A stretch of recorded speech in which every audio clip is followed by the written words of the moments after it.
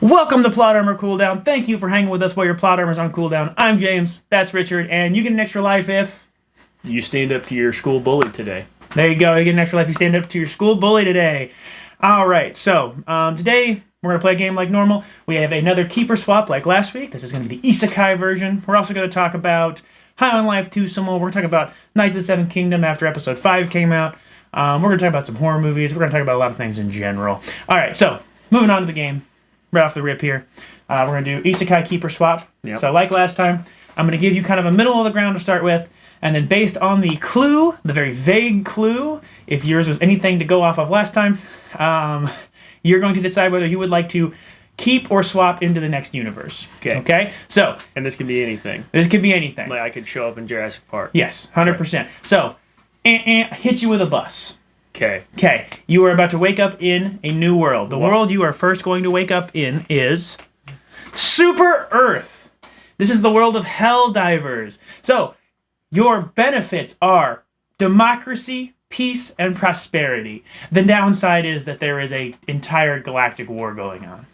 This is where you have to be to start. Am I a Helldiver? So that'd be pretty cool. In this universe, I only have a life expectancy of like four seconds or something like that. But all right, so this is actually a great question. I'm going to pull over some dice here. I will arbitrarily decide a dice to give you, and on a 1, you are the best version of whatever you could be in that universe. Okay. Anything else, it's a not. So Helldivers. I'm going to give you... Actually, I'm actually going to give you a 50-50. 1 and 2, you're a Helldiver. Because they're recruiting everybody. Okay.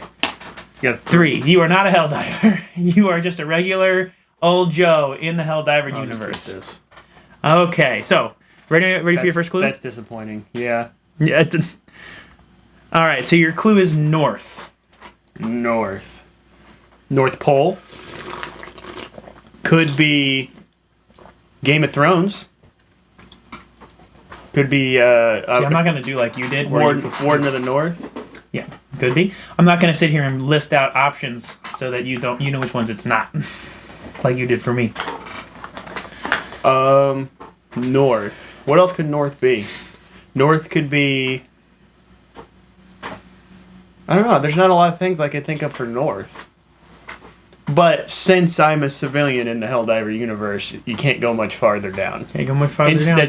Helldivers have a life expectancy of 4 seconds, I'm pretty sure. Yeah. Civilians is probably worse, so I'm gonna swap. You're gonna go ahead and swap? Yeah. On the first one? Alright, so you are in Westeros. I knew it. I was thinking fucking Warden of the North. Yeah, Warden of the North, 100% correct. Was what so the hint was indicating? That means I'm taking your clue as literal. Yeah. That means I'm in Winterfell. I'll say you can pick that. I will say though, odds. On an odds roll, you are someone of importance. On an evens roll, you are one of the common folk who roam. Odds. You are someone of note. Fantastic. You are someone who gets to play the game. Now, is that always a good thing? Probably not. No, I'm dead. I'm dead here as well. Westeros features dragons, light magic, politics. Yeah, I'm not very good at talking to people. So. Yeah, and you don't have a dragon. So, I mean, unlikely you have a dragon. You are someone of what important. time period am I in Westeros? We're gonna probably sit. Game of Thrones. We're gonna say House of the Dragon. We're gonna say probably the main Game of Thrones timeline. Okay, so I'm safe from dragons anyway. So you are in Westeros currently. That's pretty cool. All right, so and I'm a lord. You were in Super Earth. You were walking from one planet. You were shipping from one planet to another. Unfortunately, the Illuminate got you, blew up your ship. You are now in Westeros. Now, this one might be hard to beat because I'm someone of importance, so I could be like a knight. All right, it's true. Old. Your hint is old. Well, Jurassic Park is old. Well, not old, but the dinosaurs are old. Physically, yeah, absolutely. That's a great interpretation. I'm thinking old worlds. So, Westeros is technically an old world. Technically an old world. Yeah, it takes place in a time period set. Star Wars, a long, long time ago, in a galaxy far away. That could also be old. And if it's Star Wars and I pass that up, I'm going to be pretty mad. You're not going to give me anything. No, because I'm not going to give you any hints. Has some dialogue here, though. I am having dialogue. Okay, so old could be a lot of things. And looking at it just like this word looks really weird. It does. Yeah, I mean, maybe think about old people who are in universes. Or think about, I mean, I'm not saying this is a good hint. Sakamoto days? I don't know. I'm going to keep Westeros. You can keep Westeros? Yeah, I'm going to keep it. But if I skip Star Wars, I'm throwing my mug across the All room. right. Well, in a galaxy far, far away. God! A long time ago in a Damn galaxy it. far, far away, it is indeed the Star Wars universe. You're nailing them pretty well. I don't think my clues are as subtle as your clues were. I'm just really smart. So in this world, the Force, lightsabers, galactic conflict. You got to tell me. You don't got to tell me. I already know. Yeah, all about yeah. it. You are on a ship sailing down to King's Landing as an envoy of your lord, to help discuss political matters, and you see a neighboring ship of the Reach, or what's the squid one? What is that? That is the Iron Isles. The Iron Isles come against you, and they begin to attack your ship, but you make it out alive. You are still in Westeros. Take me! You are still in Westeros. Star Wars is my favorite franchise. Man. Unfortunately, you do not get to go to a very long time ago. All right, your hint for this next round is royalty. Royalty. Royalty's in a lot of things. Royalty is in a lot of things. It could be anything. It could be any. It could be Lord of the Rings. I'm assuming there's no. King Aragorn, he's royalty. I'm gonna assume there's no doubles on the list, so it's not gonna be. There are no doubles. Yeah, it's It's not hard, gonna be Westeros it's hard to do a universe twice. It could be. What else has royalty? Literally, it could be almost any franchise. Star Wars has royalty. Yeah. Queen Amidala. Yeah, I would think about a world though where the royalty is the most predominant feature of the world. Sophia the First, isn't it? I don't know. Nope. Keeping Westeros. It is indeed the Ever Realm. Oh my God! I gave you too big of a hint, I think. I'm clairvoyant. What do you mean? There's royalty in so many things. I am clairvoyant. This is the Ever Realm from Sophia the First, where there is music, fun, and magic, and nothing ever stays wrong, though. Think about this. You get all the good things of a fantasy world in Sophia the First Ever Realm, and then nothing ever stays wrong. Everything gets fixed by the end. Everything is good. Yeah, but what's life without a little adventure? Travis Mungham plays the voice of King Roland. You get to hear him every day. No, I don't. Odds. I'm not here.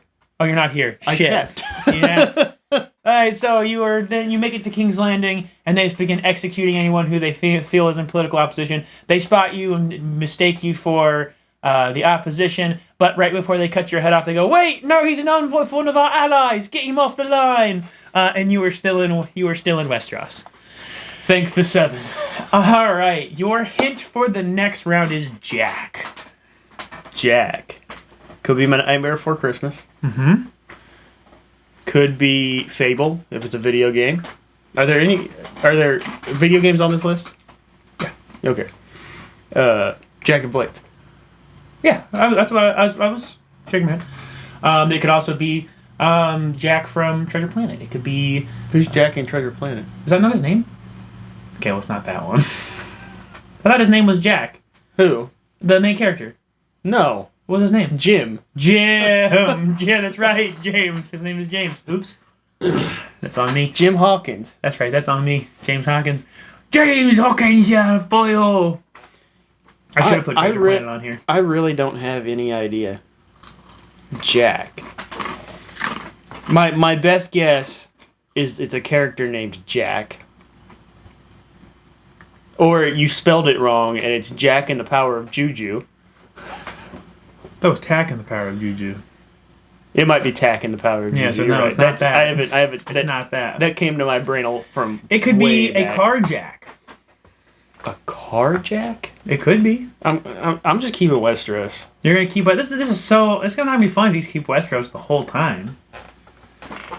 Are you trying to guilt me? No, I'm not trying to go. Did you want to take it or not?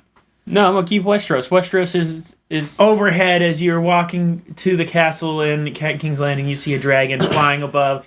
It starts just absolutely laying waste to the place. You are like standing right there. It diverts last second. Bless you. Bless you.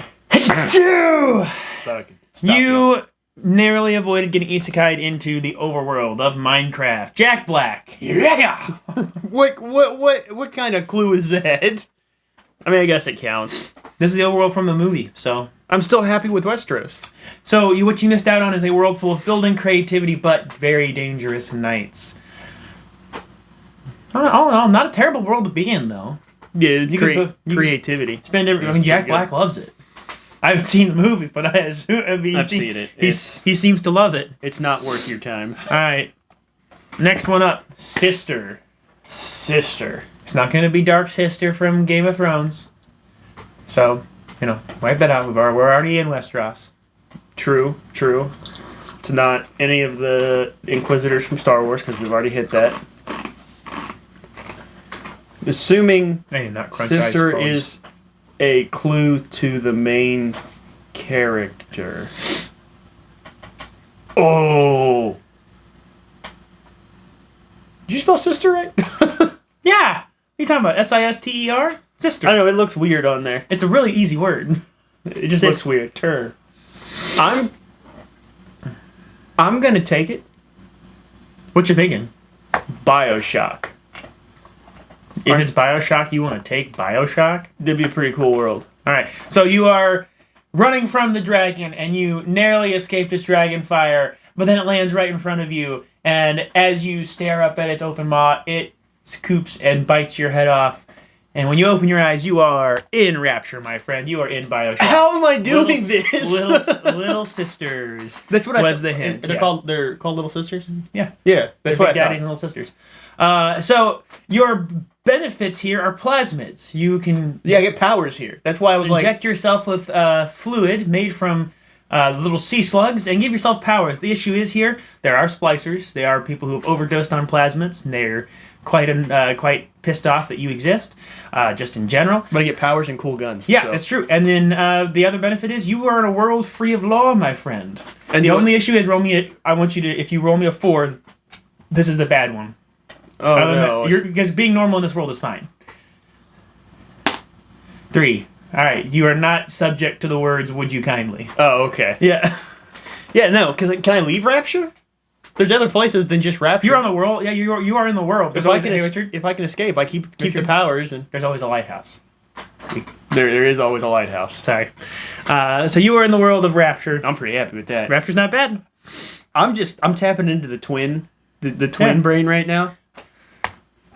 All right. 4, Fantastic Four.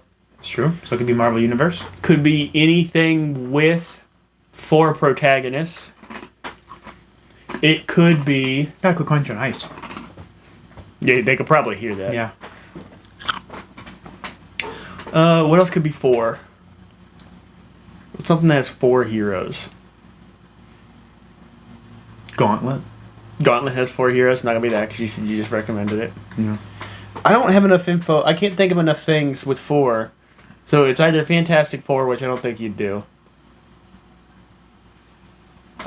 I'm going to have to keep BioShock. Because I can't trust this clue. It's too simple of a clue? Yeah, I can't think of enough things to trust it. Think about worlds with 4 things that matter. Think about... Could be, Avatar The Last Airbender, 4 elements. Could be... Think about... I don't know. I came up with the hints and I didn't think much past them. So... It could be Avatar The Last Airbender. We're gonna swap it. You're gonna swap it? You're gonna go into Avatar The Last Airbender, huh? Is that what you're thinking? It's that Fantastic Four, and I can't think of anything else. Those are both solid options. I'm gonna tell you. It's neither. I'm gonna tell you one of those 2 guesses is correct. Okay. Yeah. Where were we at? We're in Rapture. Yeah. Oh, straight up, you inject away 1 too many plasmids. You got a little crazy. You start to go splicery, and as your brain fades into splicer realm, your consciousness wakes up and your eyes open, and everything changed when the Fire Nation attacked. Tell me what number, for the love of God, make me a firebender. So yeah, it is 1 through 4. Actually, no, wait. We're gonna actually have you roll a d6. So, I can be a non-bender. 1, So Avatar cycle: fire, air, earth, water. Fire, air, earth, water. That order, right? Is that the right order? No. Air. It's air, water, fire, earth. Air, water, fire, earth. No. Marshall. Wrong. Fire. Avatar Roku. Fire. Katara. Or Korra. So you're right. So it's fire, air, water, earth. Fire, air, Because water, they're earth. talking about making Marshall? a series with an earthbender. Marshall. Non-bender. Non-bender. Ooh, sort of. 6 is non-bender, and then in order. So 1 through 5 is as I just said. How do I become the Avatar? It stands on end. you don't get to be the Avatar. I'm sorry. All right, roll that die. 1. Firebender! You are a firebender. That's what you wanted, yeah? Yeah. Yeah, evil. Firebenders. No, they're not all evil. Avatar Roku wasn't evil. So as part of being in the Four Nations, obviously there's elemental bending, there is martial combat, there is access to a spirit world, but there is constant global conflicts. Yeah, it's pretty much every cycle something new. Yeah, something like you are not the Avatar, but maybe you could find the Avatar and help in their journey if you wish. What is there a time period I'm in? No. Actually, yes, because it's the Four Nations. So you are in the Aang's time period. Do I still have free will? Yeah. Okay, so I just You choose. could be like Zhang if you wanted. Yeah, so I just choose to fight against the Fire Nation. Yeah, Okay. yeah. You're still you in the Isekai world. You make your own decisions. This world, It's just whether you develop any abilities from being Isekai there. Right? And I did. You did, yeah. So I would you absolutely land be a traitor. and the spirits granted you firebending. So you're... I'd be a traitor. I'd go find Master Zhong and be like, hey, can I join the White Lotus? I'll help you. They're like, how do you know about the White Lotus? All right, next one we have Sunlight. Sunlight. Superman. Could be the DC Universe. Could be DC Universe. There's a lot of Kryptonians. Sunlight could be some of the more apocalyptic universes. Crunch and ice. Where it is like shoot, what's the one where they like a solar flare happens and the earth is kind of scorched? Mad Max? Well, Mad Max, yeah, that's one, but there's multiple. It's not the one I'm thinking of. It's got Tom Hanks in it. I don't know what that one is. I can tell you it's not that. He gets a robot. I know what you're referring to, Yeah. but I don't know what that is. I can't think of what it's called. I'm gonna pass on this. It could be the DC universe, But you're pretty happy with but I'm 90%. Avatar? Yeah, I'm 90% sure most of the worlds where you would use sunlight as a clue are like apocalyptic worlds, and I'm not trying to live through an apocalypse. That's true. It's very different. That's true. So you are learning to project yourself and fly using your firebending, and you go a little too high, and as you start to plummet, luckily you have sought out the White Lotus, and Boomy catches your ass, and you don't get isekai'd into Taisho era Japan. Or Demon Slayer, the world of Demon Slayer. That would have been cool. Yeah, sunlight being the hint because demons. it's a pretty die big in plot sunlight. point that they fight for the sunlight. That's when they that's when Minus they want to fight. Nezuko. Nezuko does not die in sunlight. And minus Nezuko. So this world would have feared breathing styles, talking birds, but demons that die in sunlight, and as part of one of their biggest Can I tools. roll just to find out if I would have been a bit of Demon Slayer? I'm I'm assuming it's human, demon, and demon slayer. Yeah, so I'm going to say on a 4, you're a demon. On a 2 and 3, you're a human. On a 1, you're a Demon Slayer. You are a regular human. Yeah, thank God I didn't take this world. Nope. Because the odds are not great of you being a Demon Slayer, but like maybe they're probably not just as not good for you being a demon. Because demons are still kind of rarest. All right, your next hint, since you are still in the Four Nations. Hiss. Mm-hmm. Snakes on a plane. The 2 little asterisks are meant to let you know that it is a sound effect. Sound, yes. Yeah, Snakes on a plane. Did I nail it? I'm not going to tell you either way. Anaconda. Could be the what are they called? The snake. What is it? The serpents from Marvel Universe.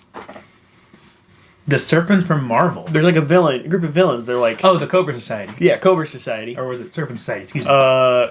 Could be Cobra from G.I. Joe. But I really think about what makes that noise. snakes, spiders. Some spiders hiss. Could be eight-legged freaks, which hell no. I'm saying too many negatives, so I'm probably not gonna take it, because especially just for the fact that you could have any universe revolving around hissing spiders, because they exist. Yeah, that's true. No, I'm keeping Avatar: Last Airbender. Keep Avatar: Last Airbender. That's a pretty honestly, it's a pretty good choice, I'd say. But you were missing out on Pandora, the world from Avatar. What hisses? The Na'vi. Oh, They go like that. You were missing out on a deep connection with nature, free real estate, and strange flora and fauna. what would I have been here? I would have well, just give me roll a d4 because you're a human who is on Pandora. You are either at 1 you are a military, 2 you're a scientist, 3 you are an avatar, or 4 you straight up show up as a Na'vi, because that's how isekai rules can work. 2. So you're one of the scientists who came. So you eventually could make yourself a Na'vi body if you wanted to have all the. I think that's the way I would want it. I wouldn't want to be a Na'vi all the time, but I'd like to know there's a little mech I can pilot. Yeah, you know? so you when I wouldn't start with one. You'd have to make your own. So that would be up to you and your choices. But from a scientist, like maybe figure it out. Yeah, but just to know, like sometimes if I need like more strength or speed or something, I could just hop into a little mech. Now the world is hostile to you though, because you can't breathe the air without like being a Na'vi or being an avatar. Or but when I'm in your avatar, you can. You can. Otherwise, you're confined basically inside, or you have to wear these gas masks all the time to provide oxygen. So we are not in this realm though. You're all good there. Don't take this one. your hint is don't take this one. So there's no hit to the world. No, this is the hint to the world. Now, whether you think I'm fucking with you or not, that's your choice. But don't take this one. The hint is don't take this one. Well, I'm thinking. I mean, it could be really good, but on the odds that you're not messing with me, I feel like just taking your advice. Because I don't know what world this could be a hint to. Don't take this one. You're looking at my eyes. I'm not giving you anything. This is the hint. And this relates to the world. Because remember, you mind game me. I didn't even mind game you. This relates to the world. This relates to the world. Yeah. Don't take this one. Walking Dead. Don't open. Dead inside. That's what that reminds me of. What else could don't take this one mean?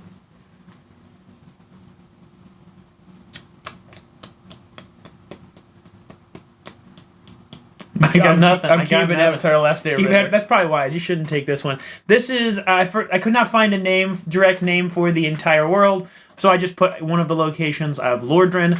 This is you are in the universe of Dark Souls. If you had taken this one, the notable things is this is bad. It's horrific, and you died. You wouldn't even get a chance to be isekai'd more than likely. Am I? You are tarnished. You are tarnished. I'm a to tarnished. Be here. Yeah, well, not tarnished. That's tarnished is Elden Ring. Thank you. I love these games more than any of us. You are hollowed. Hollowed, yeah. So I come back. Does it hurt when I die? Yeah, it hurts when you die. It hurts. But I don't know. They don't say that. You're hollow, so you don't unless you have humanity. But in this world, you obey by these same rules. So you are constantly being reborn. Honestly, it'd be kind of hard to get isekai'd out of this world, but. Yeah. But you're not here. You're still an avatar, right? Yep. Avatar: Last Airbender. I put both avatars on the list. So good. I'm glad you enjoyed my hint and you took it literally. Yeah. You were supposed to. All right. Smile, Joker. Could be the actual. I'm gonna be honest. I don't remember what this is. So I have no idea. Could be the horror movie Smile, which fuck that. No, don't want to be in that universe. Could be, there's a lot of horror villains with smiles, so that scares me. My Hero Academia. They focus a lot on smiles. Mm-hmm. Save people while smiling? With a smile on my face? But I'm worried, because if I take this, assuming it's my hero, and I get my hero, you are more likely to get a quirk. It just depends on how good of a quirk you get. Yeah, because it's rare to not have quirks. Not have quirks. You will show up and you will get a quirk. just by being in the universe. Problem is, I don't remember what this is, so I can't even help pull you in any direction. I have no idea what I put behind this slide. Smile. Is this the last one? No. I think there's 2 more. Okay, we're gonna risk it. I'm gonna swap. You're gonna swap? For the chance that it's My Hero Academia. Okay. I don't know. I don't think it's My Hero. I'm gonna be honest with you. I don't know what it is though. Are you sure? Yeah. You're swapping. Oh yeah, that's right. Oh no! Get me out of here.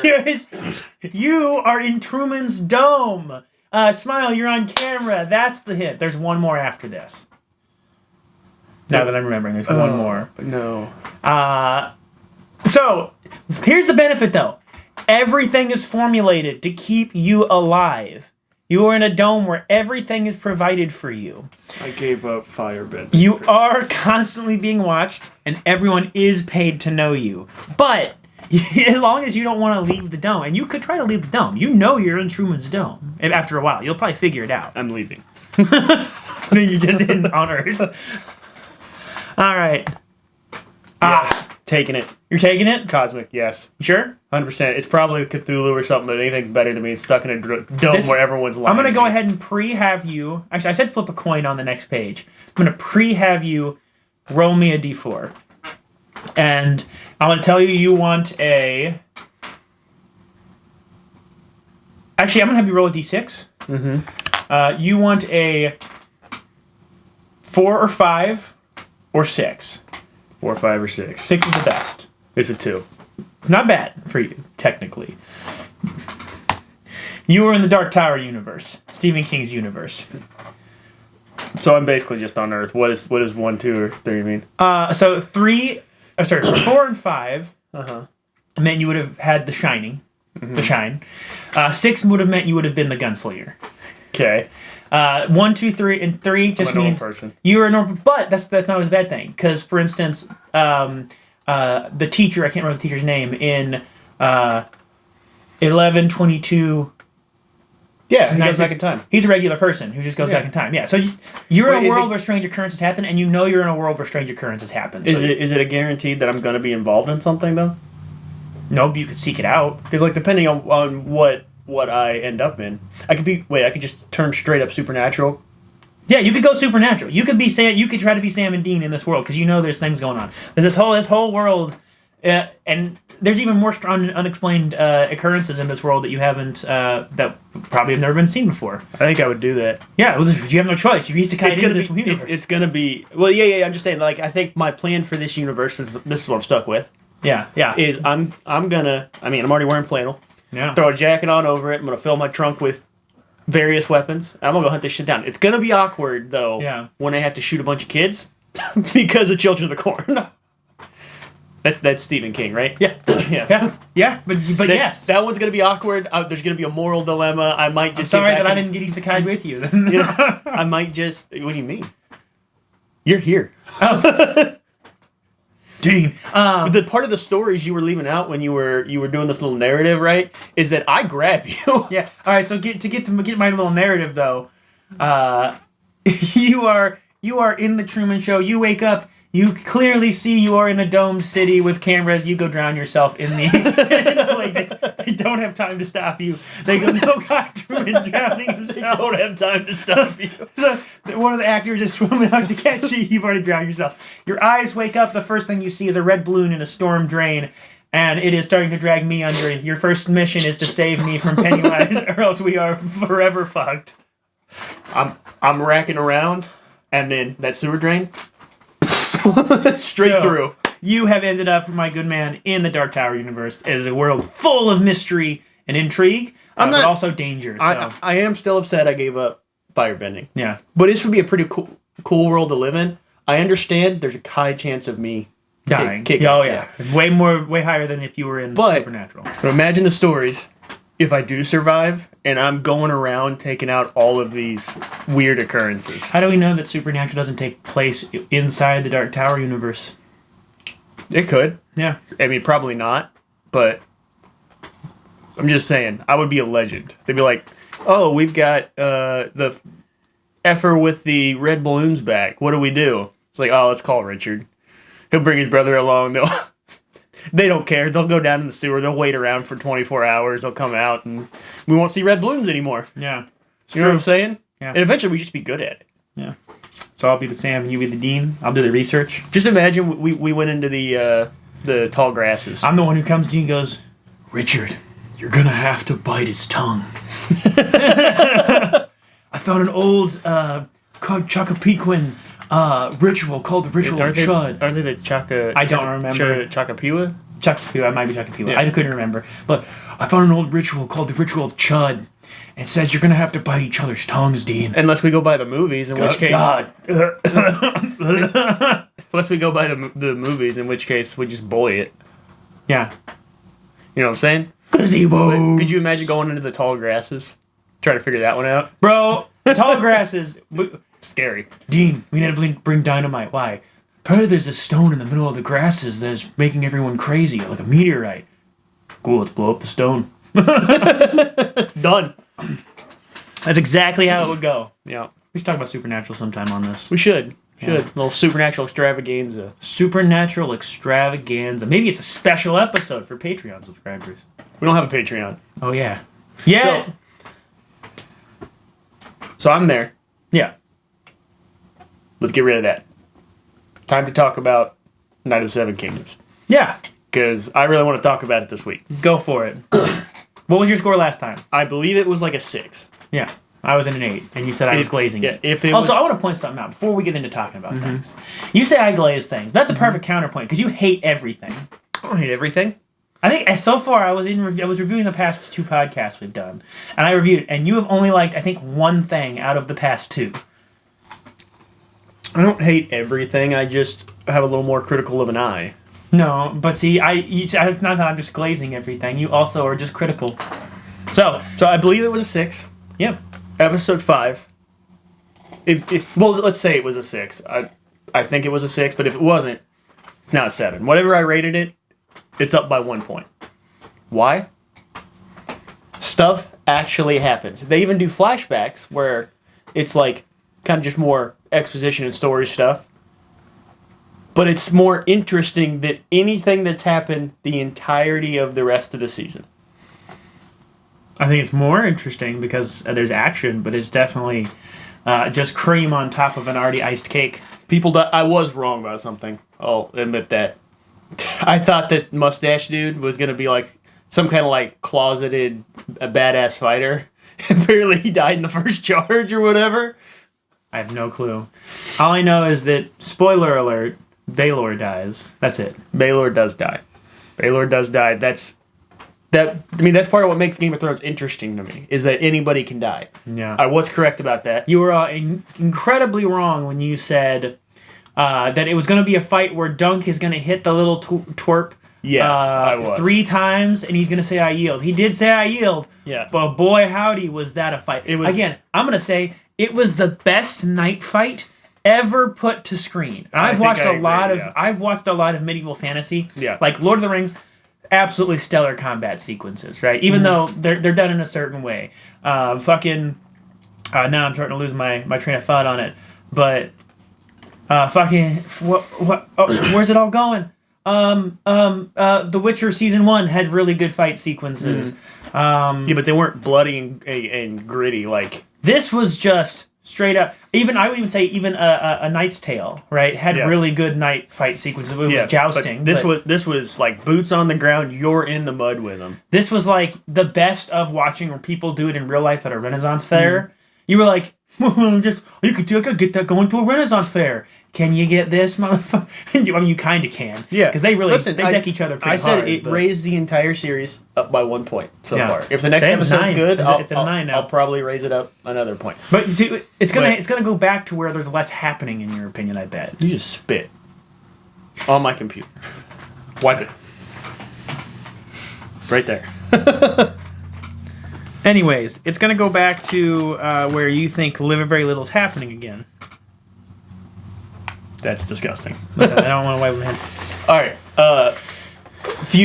Some of the highlights. One, it was bloody and like gritty. You were down in the mud with him, right? It was a night fight. Baelor died. I was right about that. I thought that Malachi, what's his name? Who? His brother, Makor. Oh, yeah. I thought he was going to do it intentionally, trying to raise himself up higher in the secession. How do you know he didn't? I don't think it was intentional. We don't know that. It looked. I'm pretty sure it happened when he was like. He saw his son get his leg cut, and he was like on the ground, basically like whimpering, and he started screaming, you know, my son, my son. I think it happened during that, so I think it was an accident. We'll find out tonight, most likely. Damn. Yeah. And holy shit, Sir Arlen is the GOAT.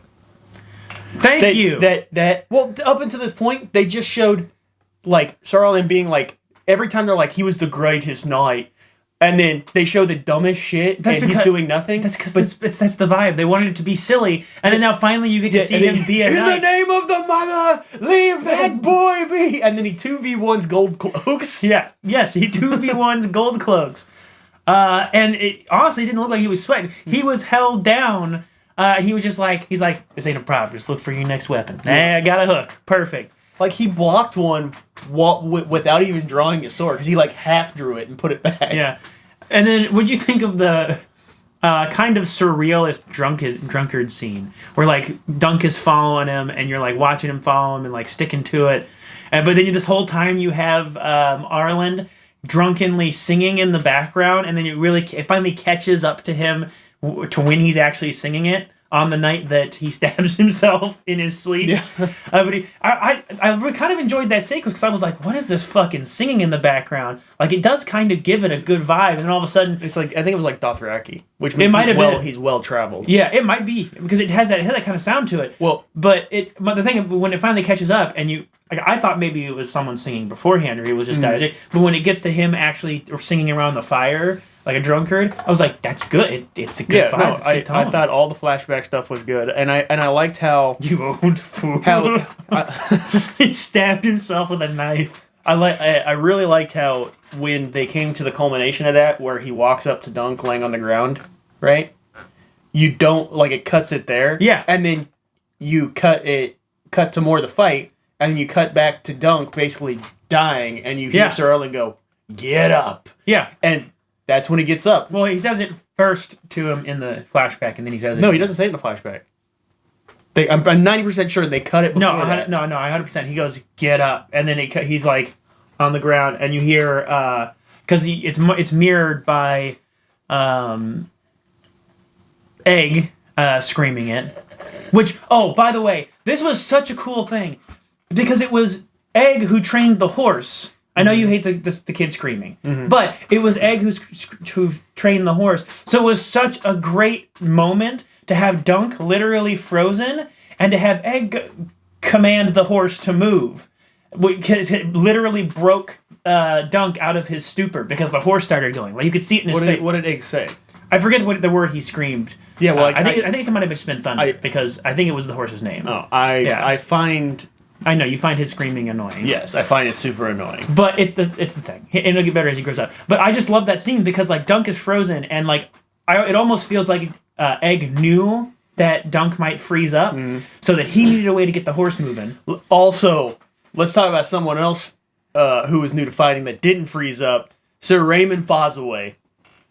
I mean, the newly knighted. I mean, I will say there is a scene where he's getting his ass kicked by his brother. But no, he wasn't. He was kicking his one. It's his cousin, and two, he was kicking his cousin's ass. I want you to pull it up. He helped you pull it up. I'm gonna explain because he helped twice. Do you remember when fucking the Targaryen was on top of him trying to stab him? He stabbed him to the hand, and someone knocks him off. That was Sir Raymond, the newly knighted Sir Raymond Fosaway. I'll have to look at it later. I'm not gonna. G rode by. He's like, that man is my brother for life. I'm not going to let him die. They just met like a couple days ago. Rode by, bam, knocked the fucking Targaryen off of him. Was that who did that? Yes, it was Sir Raymond Fosaway. And then they get on the ground and they're fighting. And you see ting ting and he tackles his cousin. Really? Yeah. I could have swore I guess it's hard to see because I know Raymond painted his apple green, right? Yes. So it's hard, but it's hard to see on the battlefield who's who. I thought it was the what's his cousin's name? Something spelled Fossaway wrong. It's Foss, F-O-W or F-O-S-S. Boss away. You better turn off sound. Sound's already off. Breaking down the background fights in Dunk's trial. No. Raven Fosway, MVP, the trial of 7. Someone literally has it in the video. Sounds off.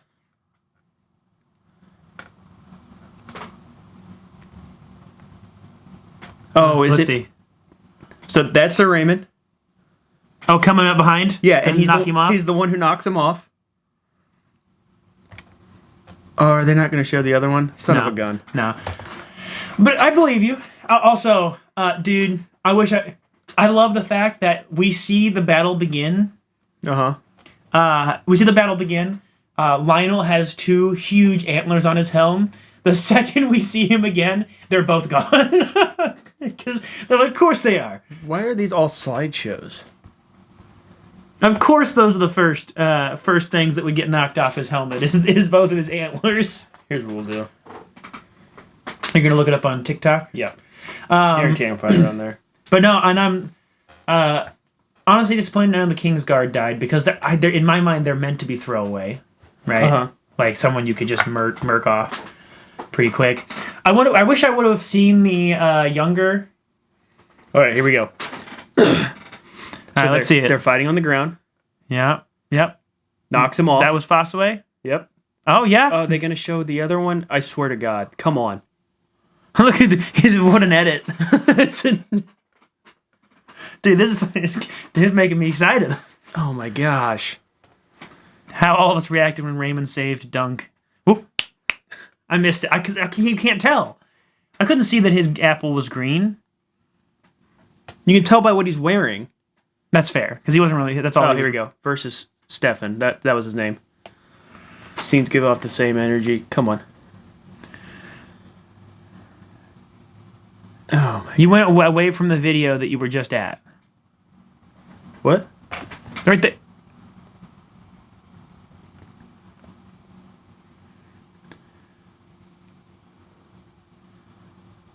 I got nothing for you. I get it, though. He was the GOAT. I'm gonna have to find it. Yeah, I don't want to tear this long. Pull up our timer just so we can keep an eye. Wait. No, it wasn't there. I'm telling you. I believe you. He was kicking his cousin's ass. Yeah, they were all good. And then there was a scene where both Lionel and was it Sir Robin? Two people held back one of the opposing forces from getting to Dunk and what's his name? Is it Arian? I don't know. He's a little asshole. He's a little. Did find something out though. He's mentioned in a Game of Thrones. I know. Do you know who he is in Game of Thrones? I knew before you did. Do you know who he is? I knew last week. Do you know who he is? Yeah, he's the one. He's mad. He's crazy. What did he do? He drank wildfire. Yeah. He thought it would turn him into a dragon. Yeah. You know who else in Game of Thrones called themselves the dragon? Viserion. Daenerys' brother. Yeah. Yeah. Is that name Viserion? Doesn't turn out well for Targaryens who call themselves the dragon. No, it does not. It does not. Yeah, I think this was a nice little bookend, and I'm glad it's going to calm back down. And again, I like to look at these shorter series as if they were a movie. If you were to put these back to back and let me watch it, we have the leading up action, we have the amazing climax, and we're about to have the cool down. I think it's fantastic, and I'm excited for season 2 already. I mean, I'm also glad that what was his name, the blacksmith. Can't remember. He says his name like twice. Because he says his own name. Yeah. I told you he's one of his ride or dies. Yeah. He was there at the end. He comes right because after he... We'll boil oil. No, have them boil wine. after he comes back, or after Dunk fights a Targaryen, he's just instantly like, whatever you need, bro. Yeah. Free. Yeah. I got you. Because they all hate the Targaryens. 100%. Like, for you, a copper. Yeah. Dude, brutal. Well, we should see what happens tonight. Does suck that we filmed this on a Sunday before the episode. This is Makar. Yeah. Yeah, he's got to start. He's digging his hole. I think Targaryen's burned there. As in, he dug himself a hole. He's going to have to start digging his way out. Yeah. Yeah. Because, I mean, even if he did it accidentally... no one's going to believe him. Yeah, no one's going to believe him. They're going to be like, so you killed your brother. So you could be the next king. Gotcha. I didn't do it. It was an accident. Right. Yeah.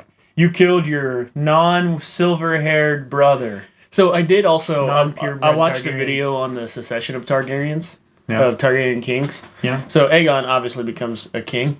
He's Aegon the Unlikely. Do you know why that is? Because he's nice. No. The Unlikely. He becomes King Aegon the Unlikely because he, as currently, is 9th in the line of succession. Which means 9 people died. Spoilers. How's a spoiler?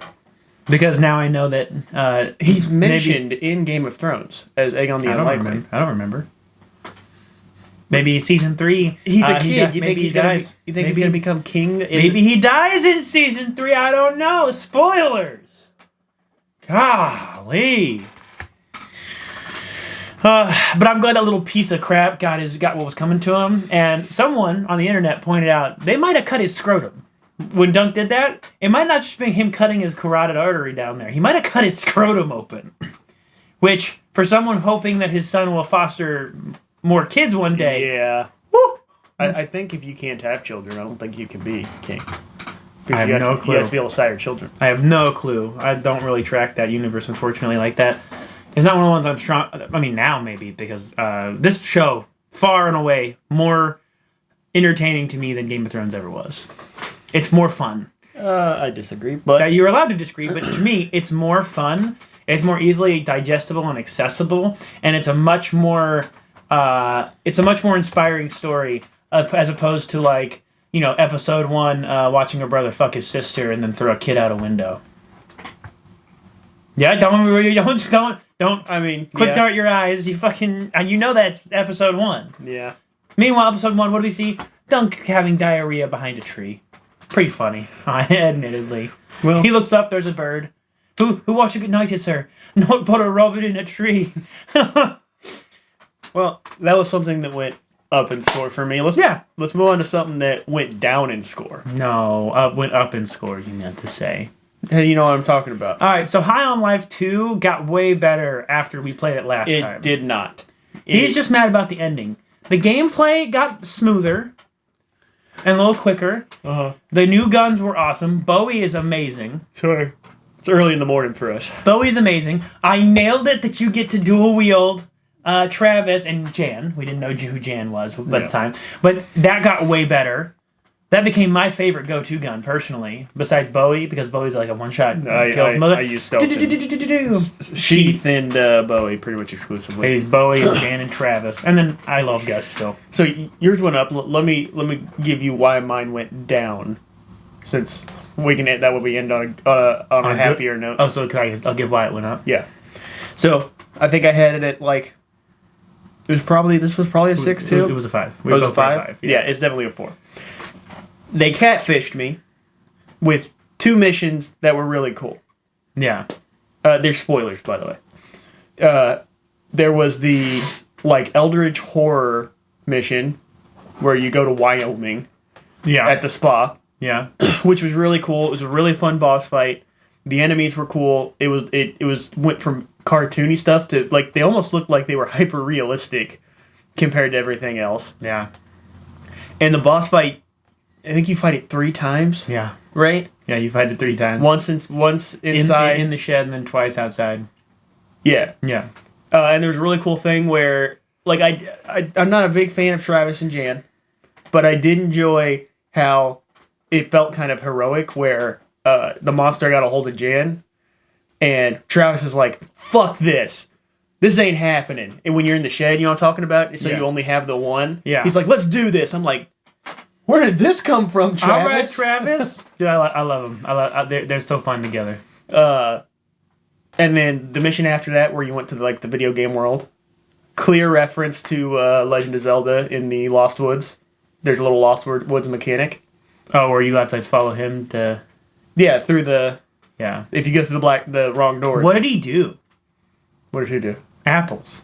I think he was excommunicated because he was annoying. No. As you leave, Bowie, he's like, yeah, so what did he do? And he goes, oh, I can't even talk about it. We'd be above rated R for sure. I can't even mention it. Like, that guy's terrible. You shouldn't even be act like you're associated with him. I guess I missed I guess that. he's like, you lucked out that he gave himself up for you, because, like, dude, you really don't even want him to say he's doing something for you. It was hilarious. I mean, only one thing comes to mind of what maybe he did. No clue. Maybe a little. No, Yeah. no, we're just not even gonna touch it. Did you just rip ass? No. All right. So yeah, so you disliked it because of that. The missions catfished you. No, those two missions Yeah. catfished me, and then the ending, or then the two missions after that, you go inside Gessie. Mission was stupid. They had a weird ghost theme mixed with science, which didn't make any sense. And then one of them you shoot, and it's like, oh, mission over. Actually, found out there might be another route to take with the actor. What do you mean?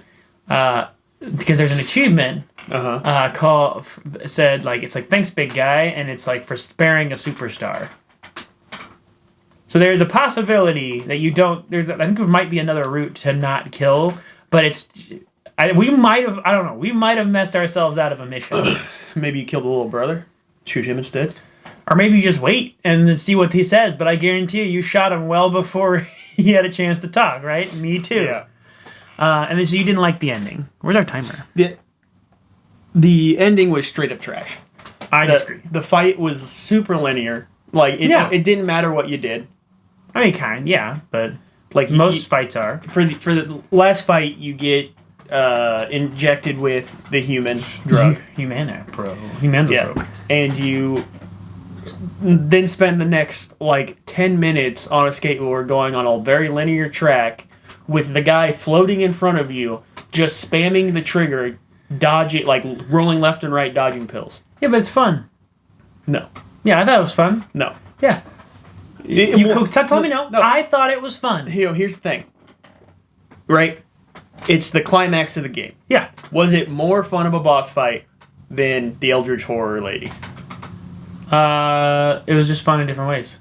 They're two different fights. In my opinion, the ending fight of the game should top the best fight from previously. Yeah, here's my thing, right? I always would prefer a bigger spectacle as the last fight than a slog of a boss fight.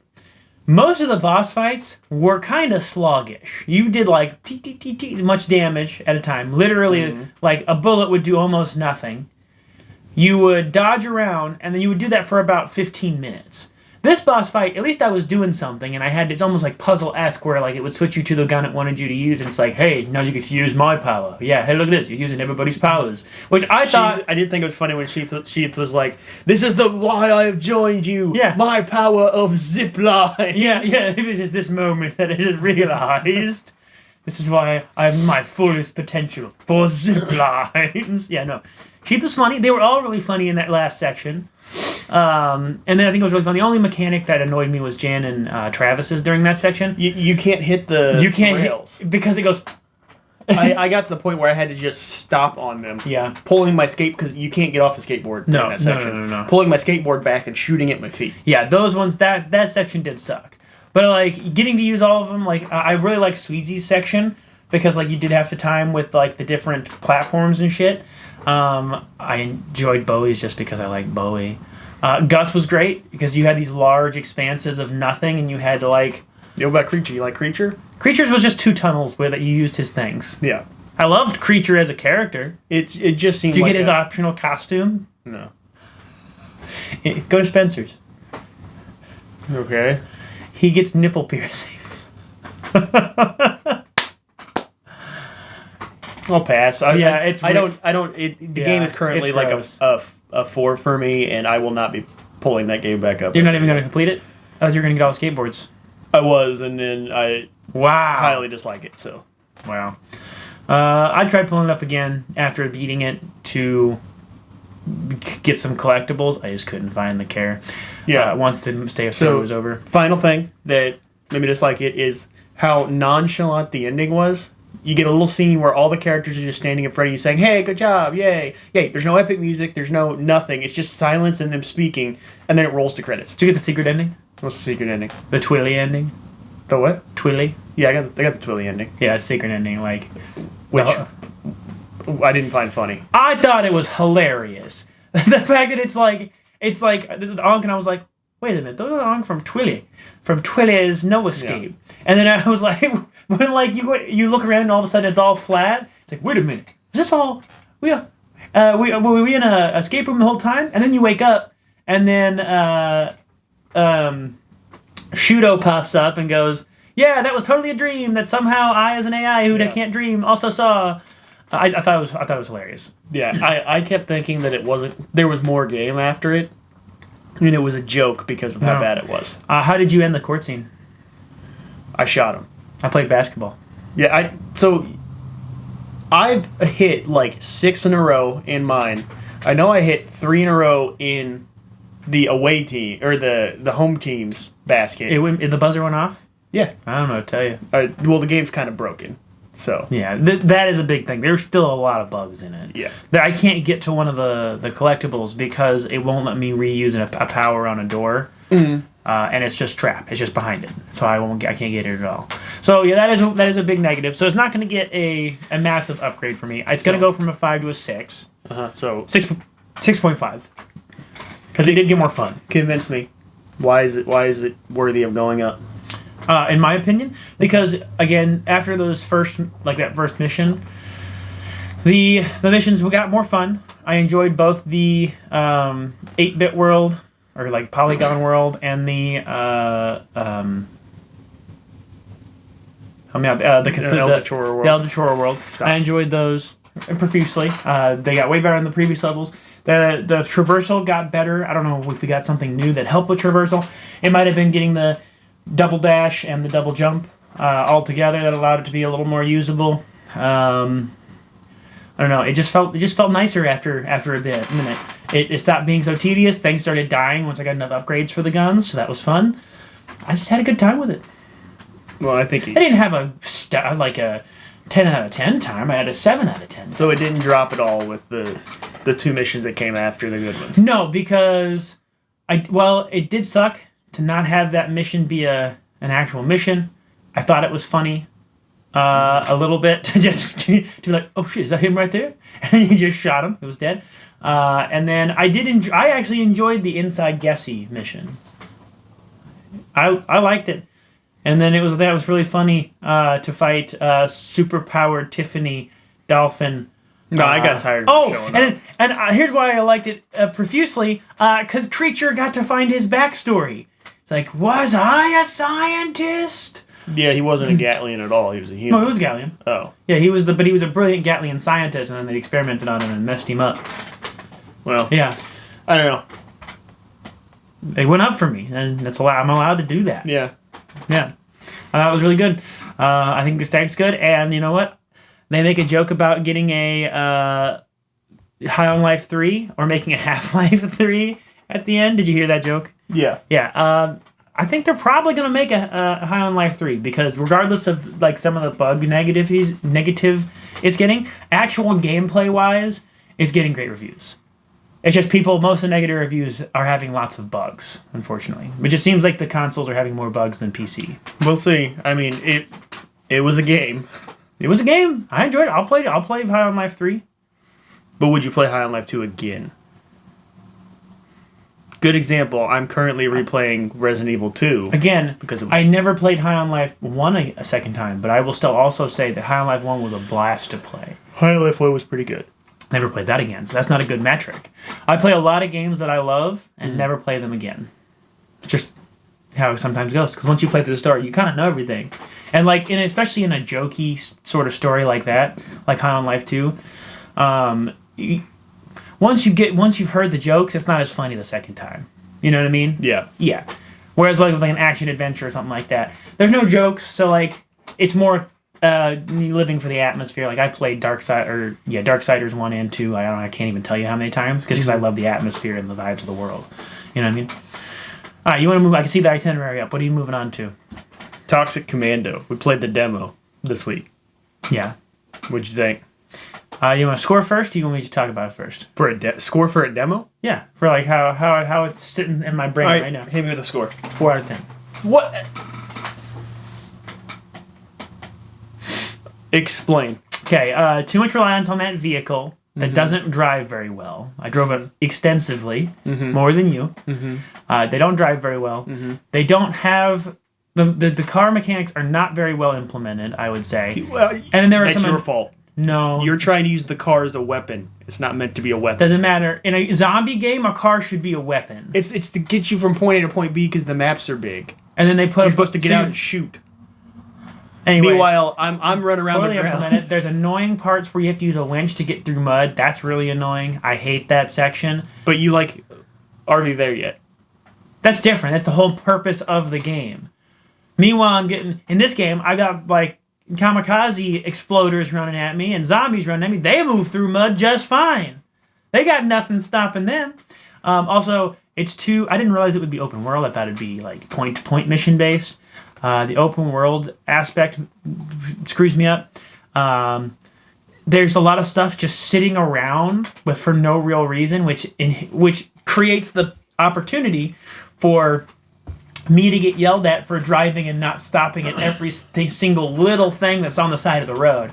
I don't know how many times we played the other day, and it was like, well, guess I'm getting left behind. I'm like, what are you talking? You hopped out to grab one thing? Because this is the currency. I don't like stopping every 5 seconds. I want to go to point A and point B and go do the mission. That's the thing. And if we need stuff on the way, we can stop. But, like, I don't know. It just feels too tedious at the moment, especially because, like, the currencies are everywhere. So, like, if you're stopping to collect stuff, you're stopping every 5 seconds to collect stuff. You can't actually get going. I think some of the vehicles are not as good as other vehicles. Obviously, you get the Maverick. That thing is a tank and functions amazingly. You get that truck that we got that one round. With the flamethrower? With the flamethrower? Garbage. You may as well just toss the truck to the side and just walk. Like, being truthful. Now, there are some positives. I really enjoy some of the gameplay, the shooting gameplay. I like the abilities. I like the horde defense sections, the wave defense sections, like the one at the end of the level.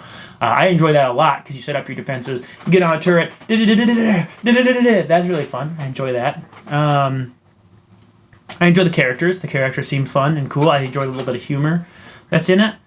The double barrel feels really nice, and they give me all the ammo in the world for the double barrel, so I never run out. I like my shield. Shield's fun. So it's not all negative. I do enjoy some things about it, but right now, until I see the whole point of the whole of the game, it's at a 4. It's not. If I have to base it purely off the demo. Yeah, but let me give you one more thing that's tainting it. My worry is they're going to release like 8 missions like the one we have there, and that's going to be the entire game. No, that is Act 1. You didn't see the mission board. There's like... How many missions are in Act 1? There's like 12 missions in Act 1. How many... 12 missions in Act 1, and that was only the first one? What do you mean?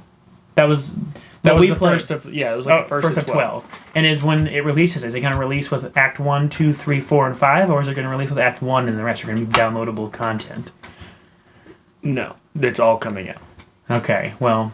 That might make it go up if there's plenty of gameplay to be had. But if it's like one of those like, hey, just replay the missions on harder difficulties to get more stuff type games, it's not gonna keep me very long. It's already gonna be more content than Left 4 Dead ever gave us. Yeah, but Left 4 Dead were like 16 missions total. Yeah, they were like multi-tiered missions. No, you had 4, and each one had 4 sections. Yeah. 4 campaigns. Multi-section missions, right? And they had more bite to it than this currently has. Because this is like... We played 1 mission Tell me so far. What our mission giver's name is. I don't remember. Exactly. Tell me what any of the characters' names are. Exactly. But you can tell me the ones from Left 4 Dead because we played it so much. I can tell you from immediate. Bill here. Bill's here. So let me give you mine. Yeah, absolutely. If we're basing it purely off the demo, it's a 7. I am willing to raise it to an 8 if the currency stays all in game. I was really surprised when I saw 3 different types of currency, and I was like, great, it's gonna be freaking full of microtransactions. No, you can collect every single one. Yeah. No, And, agreed. Like, after you got off, I bought a hat with the purple currency, bought some skins, and it's all just in-game. So I might race to an 8 when the full game comes out. Gunplay is fun. Gunplay's pretty fun. Driving is good when you're not trying to use it as a weapon. In a zombie game, name a game where you can drive vehicles that you're not intended to take and drive those vehicles. They put them in the middle of the road a lot. Hordes of zombies. Yeah, you can drive through them, but I remember specifically, we were in a fight, and here's you just going back and forth trying to run them over. It worked, didn't it? Yeah, except it's our only vehicle, and it has... Well, it's not your level. You get more in the level. It has durability. Yeah, I repaired it every time. The ones that are meant to be used as weapons have guns on them. Mechanic. I repaired. How many times did you see me? You walked up and goes, "What are you doing?" I'm like, "I'm repairing." Y'all didn't even know there was repair mechanic. The gunplay is fun. Yeah, I did. It was in the tutorial. Fair enough. But gunplay, I find super fun. Powers, super fun. I went with Fireball. And it's pretty clutch when we're surrounded and I just go, Fireball, Fireball, Fireball. The monsters that we're fighting, super cool, especially when like the special ones come out. The Horde mode, Horde sections, fantastic. I really loved. But when you can build like mortar defenses, you hop on the mortars and you see them coming down the hill. And you just start sending mortars. And there was one point where one of the, I think it's like their equivalent of the tank from Left 4 Dead. Yeah. It was coming down the hill and it almost made it in the fence. So I took a mortar, dropped it up, I'm like, danger close! All of a sudden, an explosion went off right in front of Dakota's face. That's not how mortars work, right? What do you mean? You can't fire them that close. Yeah, you can. Oh. I don't want to get into the minutiae of that. But, yeah, it's not a non-fun game. I'm just saying, at the moment, with what's currently in the game, I'm at a 4. Like, yeah, but you're also biased against shooters. No, it's not biased against shooter. I'm just on the normal side of shooters. Like, I can judge them based on whether they're good or bad or not. Because, like, for instance, to say that I hate all shooters is wrong. Titanfall 2, one of the best shooters that has ever existed. So you're saying I can't base it off? No, you can, but okay, so you are at a higher baseline for shooters than me, naturally, because you play them all the time. Yeah, so I know what makes a good shooter. Right, but I can be more critical. For instance, I can name some shooters that I think are really good. Uh-huh. Right? Battle for Middle-earth 2. But how does that... Battlefront 2. So you're saying I'm biased. Love it. No, I'm not biased. I have a good... No, I'm not saying you're biased. I'm just saying you have a higher baseline. But because you enjoy shooters. You're saying you can be more critical than me on it. I don't enjoy shooters because it's a shooter. There has to be something unique for me to enjoy a shooter. So, like I said, Titanfall 2, absolutely amazing. I played that so many times it wasn't even funny. I played through the campaign more than once, which is I've never done that with a shooter. Yeah, well, that's easy because that is the peak of shooters. Yeah, Battle for Middle-earth, I did it again. Battlefront 2, love that game. It's a shooter. Also a peak of shooters. But where you're at is you're saying you know when a Star Wars Battlefront 2. Yeah, I know. Yeah. The original, not the remake. Yeah. Yeah. You know when a shooter's really bad and a shooter's really good, but how do you know when it's like, here's the center, the shooter's here? Right. So what I'm saying is, for it to get points for me, it has to be better than a regular shooter. Because what's the point then? It's just another shooter game, in my opinion. You're not going to move me on that point. Battlefield, as in like Battlefield, Call of Duty. So there can't be in betweens? No. But what's the point of being in between if it's not going to... For instance, how many times have you played Call of Duty and said, great, it's another Call of Duty game? That's different. That's Call of Duty. That's middle of the ground still, though. No, Call of Duty is not middle of the ground anymore. Okay, not anymore. Call of Duty specifically is not anymor because they jumped the shark with this last one. Name a terrible shooter. Name a terrible shooter? In your opinion. There's one that's coming to mind. Give me a moment. What's it called? We played it a while ago. FPS, I'm talking. Yeah, first person shooter. I'm aware. You gotta give me time to think on it. I can't remember the name of it. But there are absolutely terrible shooters out there that I never... Well, actually, Call of Duty now is a terrible shooter. Yes. Yeah, we can use that as the baseline. It used to not be. Uh-huh. Anyways, But I'm just saying, there's room for the middle of the ground. there is room for middle of the ground. I'm saying for me, to get a high score for me, it's got to. There's no middle. Like you can't be a middle of the ground shooter if you're going to be a shooter. Because I've played Battlefield. I've played Call of Duty. I've played Modern Warfare. They're all the same. You can be middle of the ground when you have other elements to the gameplay. It's a better shooter than Left 4 Dead is. Left 4 Dead, you couldn't even scope in. It's a better shooter. It's a better shooter, but that's not what I'm saying. So you're saying Left 4 Dead is not a good shooter? No, but I'm saying I'm not, because I don't qualify that necessarily just as a shooter. It's more like a survival. This is not just a shooter. It's more of a shooter though. No, It's more survival. huh? It's more survival. Do you feel when you're against one zombie, do you feel like it'll kill you? Yes. Because you'll be running along and you'll be taking smacks from behind. Well, I'm going to tell you my opinion, and you cannot give me the counter where you're trying to convince me. It has to have. I'm not. It has to have a unique mechanic set that brings it above being a middle ground shooter to get any points for me on that ring. The reason it's at a 4 is because the other gameplay mechanics to the game are good. I like them a lot. I like its gameplay loop can be fun if there's plenty of missions to go through, so you're not bored with it. The shooter right now, the shooter mechanics are just basic shooter mechanics. Like it's aim down sights, shoot, run. Actually, here's another dig. We had some discussion in one of our group chats about how slow it is. It's really slow. I disagree. That's why I didn't message back. It's not slow. It's really slow. No, you are taking that from someone who is bougier than bougie about shooters. No, you're not. He's complaining about not having FOV slider. Doesn't matter. I said it was slow that night we played it. First, I said it feels slow, and he agreed with me, not the other way around. I thought it was slow. And then he would turn around and say Tarkov is fast. I don't give a shit. Tarkov is slow. Again, that game. That's not even middle ground. I'd say that's probably actually that's a shitty shooter, because like what's the point if you just die all the time? I agree. Tarkov is shitty, but I'm addicted. Yeah, but see, that's why you're not a good judgment. You're playing shitty shooters and going, I'm just addicted. I'm not playing it for the shooting gameplay. I'm playing it for the loot part of the gameplay. Yeah, but you're playing shitty shooters and saying you're addicted. So you get the breath of fresh air for a shooter that's not shitty, and you go, damn, I can see myself getting addicted to this shit. No, but I've played more shooters than you. I know the difference. That's not true. I play all the same shooters you guys do. I just don't like them. No, you don't. You play Battlefield? I played Battlefield with you, yes. Which one? I played the beta on all of them. And you would say it's a bad shooter. I would. Yeah, no, it's a good shooter. I'd say it's a middle of the ground shooter. No, it doesn't break any new ground. No, it is. What new ground did it break from the last one? It doesn't have to break new ground. It's a shooter. That's what I'm saying. It's middle of the ground. It has to feel good. That's what matters with a shooter. It has to feel good. Doesn't feel good. Yeah, because you don't know how to play shooters, really. No, I do. No, because when we played the beta, who was at the top of the leaderboard consistently? Me. No. Yeah. Oh, you can see.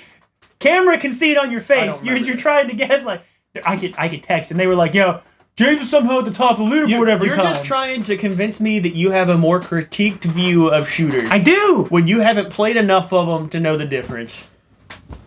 I do. You should probably answer that. What was it?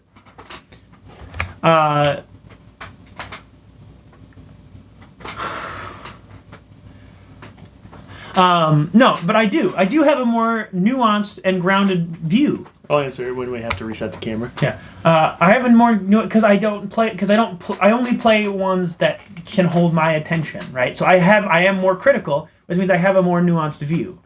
Where you play shooters, you will play a shooter if it's subpar because you like playing shooter games to begin with, right? But I know the difference. I'm not saying you don't know the difference. I'm saying that my critique is going to be more critical. That's why I'm giving it a 4 and you're giving it a 7. How can you be critical of shooters when I play them all and then I go, not for me. You have not played them all.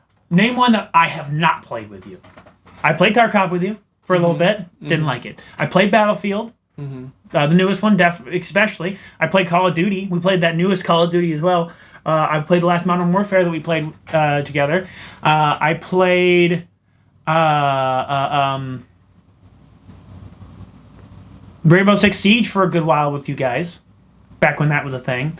I'm trying to I can't think of a single shooter that you guys have played that I have not. I'm sure I'd come up with. Now, did I stop playing while you guys continued to play? Like, did Battlefield, the newest Battlefield, maybe get better? Sure, maybe it got better. No, it was good from the start. I disagree. Because it's the same as every other Battlefield. And there's because you're looking for shooters to break new ground when it's just about how it feels. I like games to do something unique and fun. Yeah, friend, to hold my How are you attention. going to do something unique and fun with a game about... Tell me, besides, like, the difference in realism, what is the difference between a Modern Warfare game, because I won't say Call of Duty at this point, and Battlefield? There's a huge difference. Besides realism. Not realism. So, Call of Duty is more... let's say Modern Warfare, the old Modern Warfare. Yeah. It is more arena-based combat. Okay. Whereas Battlefield is large-scale... Now, good. Large-scale... Theaters of war. Sure, we'll go with that. There's tanks. Yeah. There's fucking landmines, helicopters, jets. You can be all the way across the map and use bullet drop to snipe somebody. Bullet drop doesn't exist in Call of Duty. Bullet drops exist in other games, though. Yeah. Listen, you're just trying to make sure that your rating is taken higher than mine on the game. Because by trying to convince your point of view is better, I don't care. I don't care whose point of view is better. My score is a 4, and it's going to stay that way until I get to play it can be a 4. I just don't think you've played enough. I think I've or played enough of particular shooters to know the difference. I think I have. I think I played every shooter you have. But you haven't continued playing them. I shouldn't have to. You usually stop playing them after a week. I stopped playing them because they become boring and repetitive. How repetitive is Tarkov? How repetitive is Battlefield? I can tell you exactly. Battlefield, not at all. I can tell you the gameplay loop. There is a term called Battlefield moments because sometimes you just have wild shit happen. Doesn't matter. I can tell you the gameplay loop. The gameplay loop is spawn in, most likely run to point, shoot someone and kill them, or they kill you, respawn. It's a video game. Yeah. That kind of loop does not interest me. So it's the same thing over again. So you're just complaining about... Hey, you know what was also a shooter? Huh. High on Life. Yeah, it's a story game. It's completely different. Doesn't matter. It's a story shooters and multiplayer shooters are completely different categories. Good. Then a multiplayer shooter already is going to start lower for me. Sorry. Yeah. That's what I'm saying. Starting lower is a bias. Well, we have to wait until the game comes out, I suppose, to figure out if we are raising our scores or not. 4. What's our next thing on the docket? What's your horror Mount Rushmore? You went so quick. Yep. Got whiplash from that. I had to change my train of thought. Yeah. I don't know. You hit me with it so quick. All right. So we're gonna make a Mount Rushmore, and it's gonna be our personal. Well, that means we have to agree. No. You make a Mount Rushmore. I make a Mount Rushmore, and I tell you why you're wrong. They can vote in the comments. You can't vote in the comments. That'd be great. So who would we put on there? All right. I want you to go first. You want me to go first? I have a prediction for one. I'm going to write it down right here. For what I'm going to say? For 2 of them. I think I have 2 of them down immediately. Okay, go ahead. This is what we're going to do. We're going to start from left to right on the Mount Rushmore. Sure. Left is going to be the most impactful, and we're going off impact. Is that how it goes on the real Mount Rushmore? Where's Abraham Lincoln located? No, this is just how I'm doing okay. it. Left to right, most impactful, and that's what we're doing is impacts on horror. So I think... Oh, I didn't have one ready. I had it ready, and now it's gone. Have it ready. Come on, let's go. What we got? I bet I'll guess all 4 of yours while you're saying. Yeah, you think so? Yeah. You think so? Let me... horror movie, it could be anything, not just slashers. No, yeah, absolutely. Uh-huh. And you're going off of what? You're going off of influential. Yeah. Like what you think is most influential? Yeah. Mm-hmm. Okay. I'm going to guess. I'm going to see how many I got out of 4 right. I'm going to start with... I can't remember the name of the character. But... I guess I'm probably already wrong then. The girl from The Exorcist. Oh. Emily, I think. Maybe Emily. Yeah. I'm going to start with that. Okay, so she's your number 1 on your Mount Rushmore? The Exorcist is one of the most talked about horror movies in existence. Yeah. People still talk about the head spin to this day. Okay. So something that nowadays looks so stupid, but they still look upon it with grandeur. Fair enough. Okay. Yep. What's next? What else you got? Oh, I'm doing all 4 of them? Yeah, you got. I want to hear your 4. Shit, dude. You asked the question. Are you looking for your pop funks or not down here? He has like almost every horror pop funk imaginable. I'd say I'd probably also put. So I feel like they've got to be mostly originals, mostly. I would put probably Michael Myers up there. Okay. Michael Myers is an incredible pick. He like I don't know the time period of when these things came out, so I'm not that kind of movie buff, right? You see, and you're challenging me to a horror Rushmore. Yeah. Okay, I'm going to give you the real Mount Rushmore. It's not. It's not really a challenge. It's more just a talking thing. Yeah. I say I put him up there because like you can't get more classic than. I'm going to have to edit a photo of the Mount Rushmore and put these heads on there. It's going to be a fucking pain in the ass. Then the original Stalker, right? Yeah. Like he's kind of a genre of horror slasher in himself. Yeah. And I'm guaranteed that a lot of the other like stalker type slashers we have were inspired by him. What is that? It's you beating around the bush. Yeah, I'm trying to think of the next one. I should have had something prepared, which is my bad. No, go ahead. What you got? Ghostface. I know you knew that Ghostface was probably going to be on there. Ghostface was one of the ones I wrote down. Yeah, Ghostface. It's very clear why Ghostface was impactful. I mean, it is a commentary on the horror genre in itself with all like the newest movies. We're going to see the newest one here next weekend. But with the newest movies, they're like, it's a requel in the requel. Yeah. They literally call out what the movie is within the movie. Absolutely. And then they list out the rules: no sex, no don't go anywhere alone, don't say I'll be right back. Yeah. All of it. Which one? That's the first movie. No. Which Ghostface? What do you mean? Which one? Which Ghostface are you putting up there? Oh, because I can only put one? Technically, it's two people, so like... Billy Loomis is probably the one up there. Okay. Not Stumacher?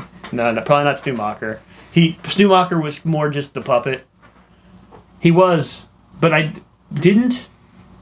No, I guess it was Billy who did actually kill most of the people. Stu actually didn't get to go through. I'm getting woozy. Yeah. I mean, if you want to know that he's the puppet... Yeah. Billy's plan, I'm pretty sure was to just straight up kill Stu. Yeah. So he was the sole survivor. Yeah. And I got one more slot. Yeah. And you're probably going to hate this pick. Mm-hmm. I'm going to go with Art the Clown. I wrote down Art. Well, think about it. Of modern... I knew you were going to put Of the modern era, right? He's probably the first recognizable slasher that we've had in... I don't even know how many years. I'm going to give you a counter that I think a lot of people would agree with. Of a modern slasher?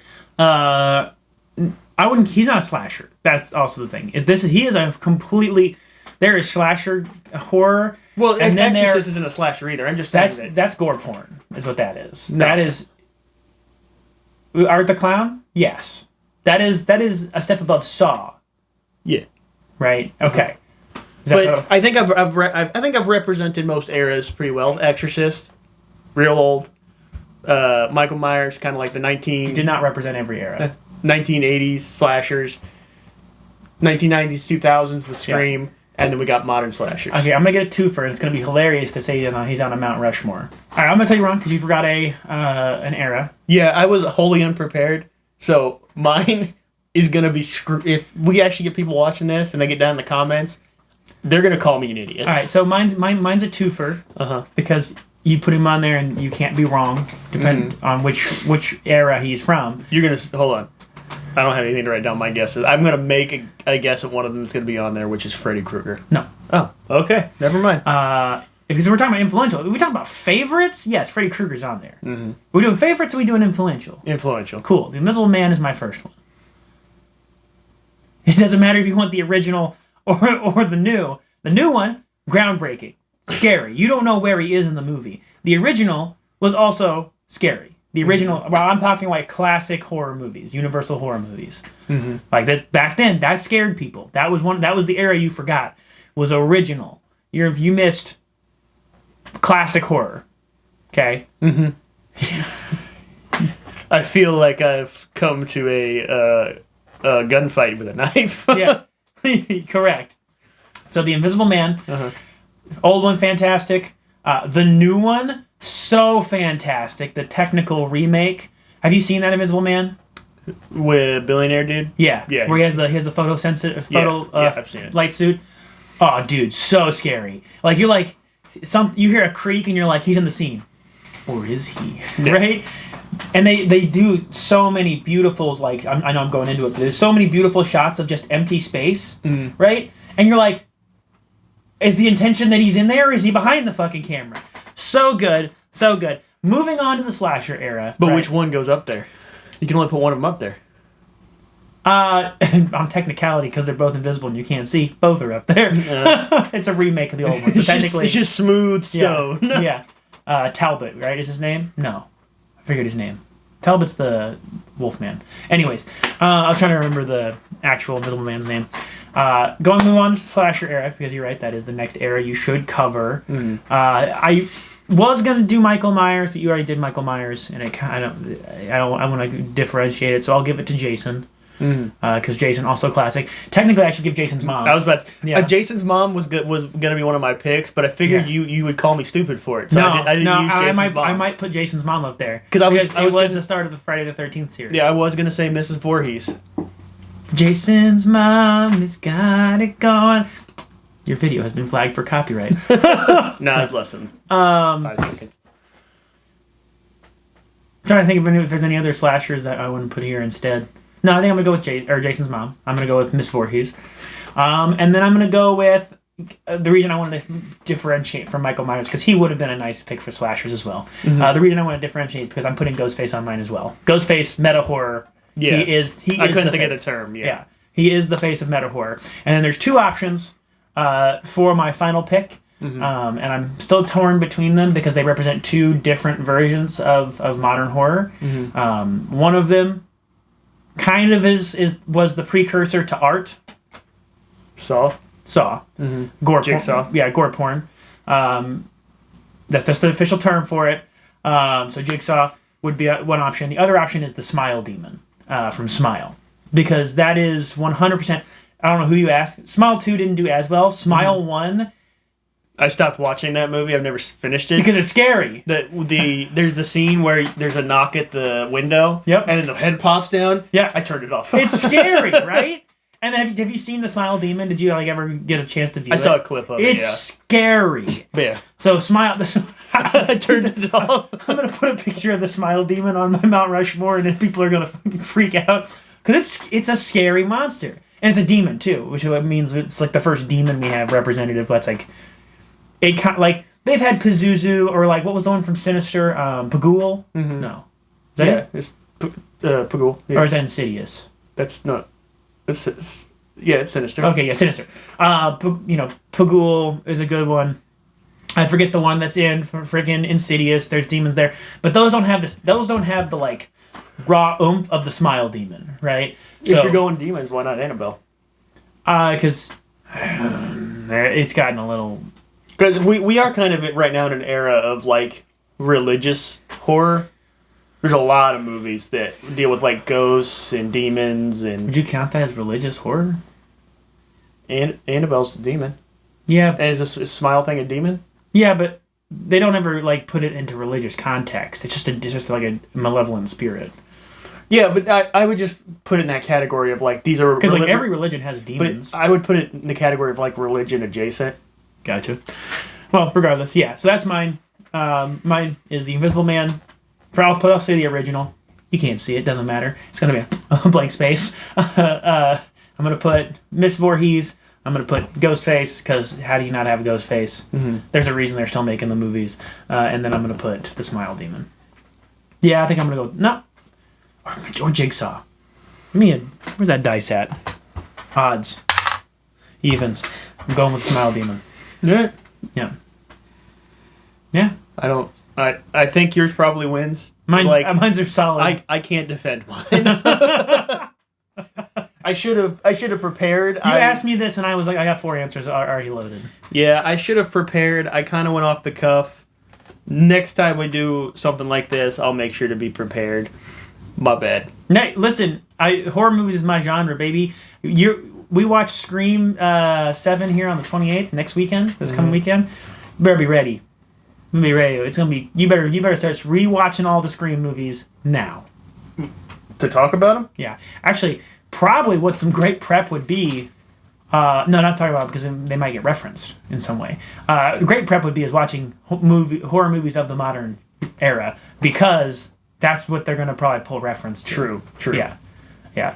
I bet you they reference Art the Clown at some point in it because they're gonna be like, yeah, no one likes that anymore. Everyone's into correct, splatterpunk. Yeah. Is that what they're trying to call it? Is splatterpunk? Splatterpunk is a category of book. Oh, and I think it sounds better than what you keep calling it. Yeah, that's fair. That's just the term that's being used. Splatterpunk is a category of book where it's like just terrible the entire time. Yeah. So we got one more thing to talk about that you wanted to talk about. Avatar: The Last Airbender Season 2. Oh, yes. Just so you know, I have not seen Season 1. But you can spoil it because I know the story of Avatar: The Last Airbender. Have you seen the trailer? No. Okay. Season 1, pretty good. Some things were terrible. Some things were really bad. Who's my favorite character in Avatar? Sokka. I'm just kidding. Toph. I mean, close. Boomy. King Boomy. You're so close. King Boomy, favorite character of all time. Wrong answer, right? Like, love that whole episode. And the episode that follows where they go back to Omashu. Or wait, is it... it's been a while since I've watched it. Is it Omashu that Boomy resides over, or is it Ba Sing Se? Ba Sing Se! No, it is Omashu, because Ba Sing Se is the one that they go to liberate. Ba Sing Se, your liberation has arrived, or something like that. Dude, I love Boomy so much. They butchered the fuck out of Boomy in season 1. Yeah, it's because it's Oma and Shu. They use a secret tunnel to get to... Oh, here, okay, so the Lover's Tunnel in season 1 is the tunnel of brother and sisterly love. So, like, instead of Aang and... they are in the tunnels while Aang is dealing with Boomy. Sokka and Katara are. And so, instead... Oh... My God. They're going to do Zutara. There is a possibility that they're leading up to that, because Zuko is already Hot Boy Zuko in the next season. Immediately? He's Hot Boy Zuko. He's hot. Yeah, he looking hot. He got the hair down and everything. That's going to cause some problems for a lot of fans. So there is a worry that Zutara might happen, because there has been no scenes of... So they clearly don't plan on doing live-action Korra. Unless they're going to leave out Tenyin. They're not Tenzin. Now Tenzin. you got me fucked up. Tenzin. Unless they're going to leave out Tenzin. Well, and Boomy. Yeah, and Boomy. And pretty much all the airbenders. Yeah, Kiara? What was her daughter's name? Their daughter's name? Anyways, neither here nor there. But so they left out all of the Aang and Katara falling in love sequences, like the whole episode. There was the fortune telling episode, right, where she was like, "You will marry a powerful bender," and he goes, "Man, that kid's one powerful bender," and she goes, like that. Gone. It's gone. They skipped a lot of the spirit world stuff. They did. So, for instance, do you remember the episode with Heibai? The episode with the giant panda spirit, and it's all fucked up. It comes out of the forest, the vivid forest, kidnaps Katara and Sokka, and then Aang has to go save them. They're just in the spirit realm with Aang, I guess, to maybe speed up that storyline. Also, Sokka meets the spirit of Yue as a fox in the spirit world, and then meets her again. Yeah, weird, right? Because they're skipping this because Sokka first sees Yue as a spirit in the swamp with the swamp benders, the swampy bottom benders. So they're trying to condense all that into one. It did not work very well. Sounds like I will not be watching this show. But there is some hope. So there was some good moments in it, right? They added a really beautiful funeral scene where Zuko shows is one of the few people who shows true condolences to Iroh. I can't wait to see them continue to foster that relationship, to Iroh to continue to be this like bastion of of wisdom and kindness. Oh, it's going to be so good. And the actor they got to play Iroh, absolutely amazing. I've seen the actor. Yeah, he's fantastic as Iroh. And in season 2, right? They're changing some things, but as in like from season 1 to season 2, it sounds like they're gonna. It seems like from the trailer they're gonna follow a little closer to the storylines, important events. Toph is gonna be in it. Toph looks badass. If I'm not mistaken, I think she's fighting the boulder in the trailer. It's hard to see. So Is it The Rock? I wish. Wouldn't that be such a pull for them to actually have The Rock play the boulder? I think if that's not happening, it's even more reason for me to not watch it. Don't be so negative about it. Because here's the thing. Podcast. You're gonna have to watch it. No, you can just tell me about it. I'm enjoying you telling me about the failings of season 1. It's nice to hear you be negative about something for once. Yeah, I can be negative. If Zutara happens, what happens to the score of the entire series? 3 points down. Minus 3 points for Zutara. Currently, it is at about a 4.5. So if Zutara happens, it's a 1.5. But Toph is already, like, the way Toph looks, the vibe of the actress that they got to play Toph, the fact that she looks blind, which is weird. Like, first, part of me was worried they'd be like, that's too difficult to deal with. Toph's not blind. The live action. They could do that. It's feeling better in vibe going into it. I'm going to go ahead and give it 1 point off of expectation for season 2. So it's going to be at a 5.5. Boss, you can't do that. What? You can't give it a point. I can give it an expectation. Yeah, because I'm excited for it. Because the trailer got me excited. I'm excited for it. Now, once I start watching it, I might go, ooh, stays at 4.5 until we see how this season ends. Because I think it's one of those ones where they put it out weekly. Yeah. So, I'm excited for it. Who's playing Ozai? Is it Mark Hamill? Same guy playing Ozai as before. He's an actor. I don't know his name, unfortunately. Probably not Mark Hamill. No, it's not Mark because he's a white dude. Yeah, he's the wrong race. Live action Avatar. Airbender. Ozai.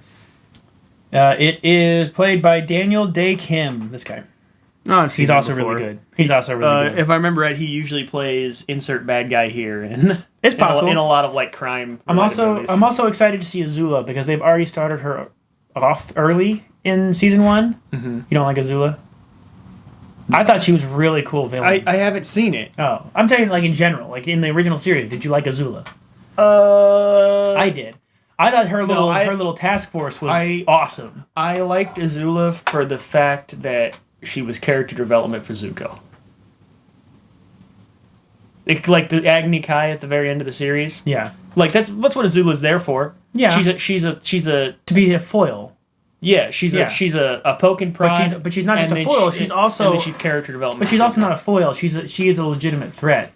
For the series. She's a legitimate villain. She's not just character development because there's a reason that they said that they were like, we got this, and this to do. One of these things on our list to beat the Fire Nation is we got to take down Azula. Because if we take down the Fire Lord, this bitch about to be fucking Fire Lord, and she's going to immediately send all forces just kill everybody. I don't know. I just feel like 90% of the time she's on screen, she's either poking and prodding at the main gang, right? She's trying to kill him, or she's shit talking her brother. No, and that's fair because that's what she does. That's her personality. So she pokes and prods, and then she's character development for Zuko. No, she's a villain because in the when we first meet her, she has nothing to do with Zuko. She's trying to break into Ba Sing Se. They're trying to bust in, which they're already inside, I think. Right? Is that the point? No, they break in later. There is no war in Ba Sing Se. But no, they're trying to bust in with the big old drill.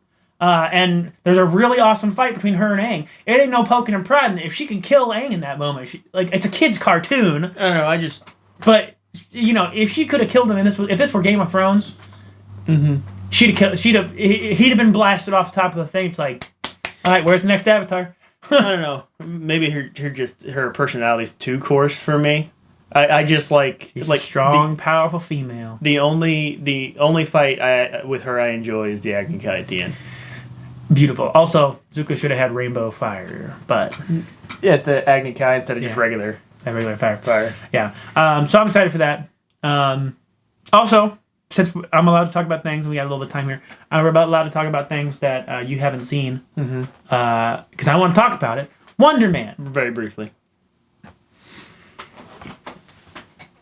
Really fantastic. Trevor Slattery, the relationship between Simon and Trevor Slattery is absolutely amazing. I'll take you remember who people I kind of never wish would show up in the Marvel Universe again. Why do you dislike Trevor Slattery? He's funny. You don't like funny things. He was funny the first time in Iron Man 3. Well, in this time, and then he shows up in Shang-Chi, and I'm like, ugh. in this instance, this time he shows up, it's really good, and there's a good reason he's there. So to give you the breakdown, because you're not going to actor. No, I know. Because he lands in L.A. To try to pursue acting again, and the Department of Damage Control scoops him up and says, "Here's your choice. You either go back to prison because technically you didn't finish your sentence, or you help us get information about this." This is a spoiler because it doesn't seem like you're going to watch it. You help us get information about this possibly dangerous individual being Simon Williams, the eventual Wonder Man. And so the whole meeting him during the audition and everything is just trying to get close to him. They reveal this later so that he can... I think they reveal it before the end of episode 1. But they can keep tabs on him. But the relationship they develop throughout is so freaking well done. They're like it's the best male friendly like friendship type relation I've ever seen. They're just supportive of each other. They're very kind to each other. They got each other's back. But they're not always like understanding each other. Sometimes they're like they butt heads a little bit, and they'll give their counterpoints in a very healthy and well conversed way. Also, I directly used one of the tips Trevor Slattery gave Simon Williams in the show in an audition, and it killed. It was to breathe out all of your air in one quick breath. It supposedly allows the amygdala to take over. I tried it. I don't know if that's what it does. It worked. Give me the ballpark. Give me one reason, like one ultimate reason why it's worth me watching. Well, because Simon Williams will return. And here is the premise. I don't like 90% of the Marvel TV shows. Okay. Wonder Man will return. That's number one. That's a good reason. And to know where he's at and what his scenario is. Well, here's the thing about like Marvel. I guarantee what they're gonna do is wherever he shows up again, right? Yeah. They're gonna give context to who he is because they know not everybody watches the shows. Well, that's fair, but it's really good. It's I don't know. It's fun to see someone who, because they start him off having his powers. He's not an actor first, and then he gets them. And actually, in this storyline, there's a really fun episode. I know you hate Josh Gad, probably. Who's Josh Gad? He plays Pixels? Olaf. Yes, and Pixels. Yeah. Do you hate Josh Gad? No, I don't hate him. Think he's funny? He can be funny. He can be funny. I remember very specifically one night I was showing my wife Pixels for the first time because she'd never seen it. Yeah. And she loves Josh Gad. Yeah, he's hilarious in that movie. He's a great movie. The scene of him falling out the back of the vehicle because he just like sneaks up. Yeah. I was getting a kick out of it because as soon as she would stop laughing, I would already have it rewound and replay the scene. And we went on doing that for like 30 minutes. So you think he's pretty funny. Cool. There's almost a whole episode. I think that was funny. Okay, well there's almost a whole episode where they show why in the modern Marvel universe, superheroes are no longer allowed to be actors because essentially the insurance rates are so high you can't no one can afford to have an actor or a superpowered actor on set because Doorman, which is such a pull. You're like yelling. Sorry. Because you're excited. Do you know who Doorman is? Okay, so in Marvel Comics, Doorman's only power is that anything he stands in front of, things can pass through him like a door to the other side. So kind of like Cloak. Actually, it functions off the dark dimension in the same way, yes. Yeah. But it's very specific. So he can transport himself through solid matter, and then if he stands in front, anybody who steps into his black void can just pop through the other side. Well, they give Doorman is the reason in this universe that superheroes can't be actors, because he started off as a bouncer. Yep. And he enjoyed his job. Josh Gad showed up. He goes, "Hey, how's it going, my man?" Blah blah blah blah. They know each other already. Doorman goes back, touches some black goo, gets the void abilities, and then they discover this. Josh Gad hires him as his personal assistant, and then starts getting him into acting gigs. And then, spoiler alert, they wanted to get together and do one more film.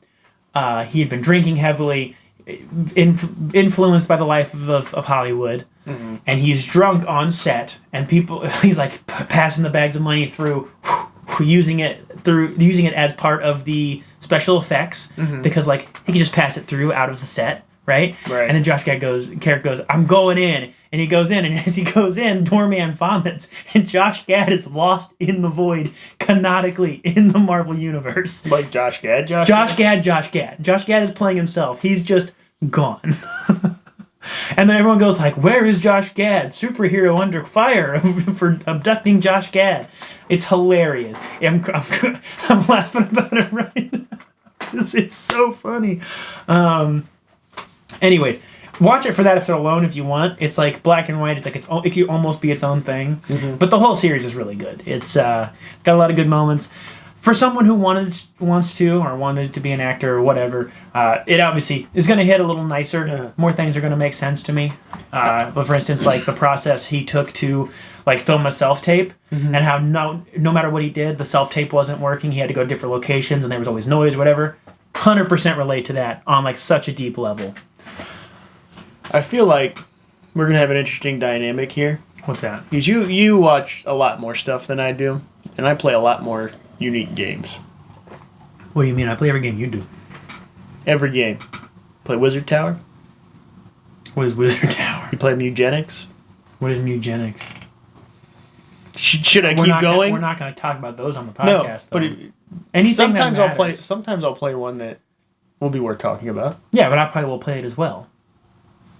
That's the thing. If it's worth talking about, I probably have also played it.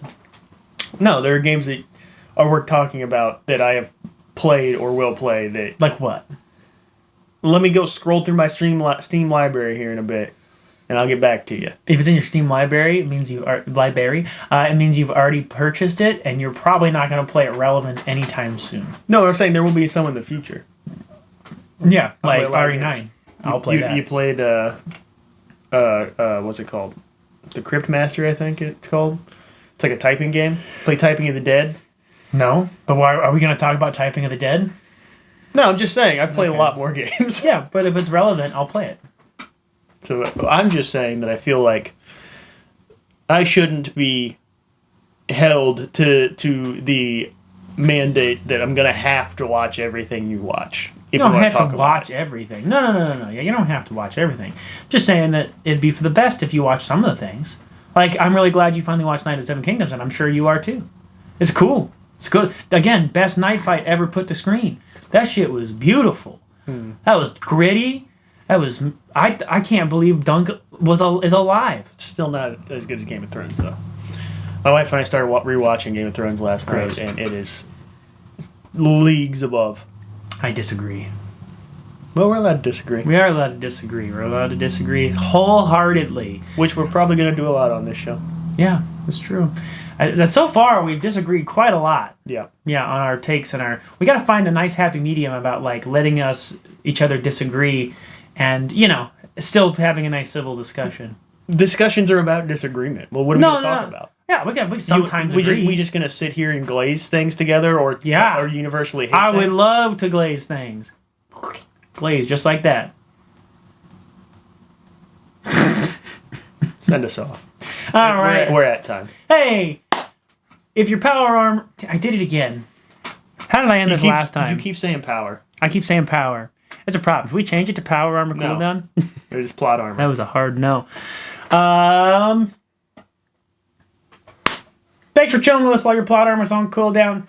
Cooldown's over. Feel free to join us by liking, subscribing, hitting that like button, following, leaving a comment, looking up our home address. What do you... doing? Why do you keep doing that? I want him to follow us.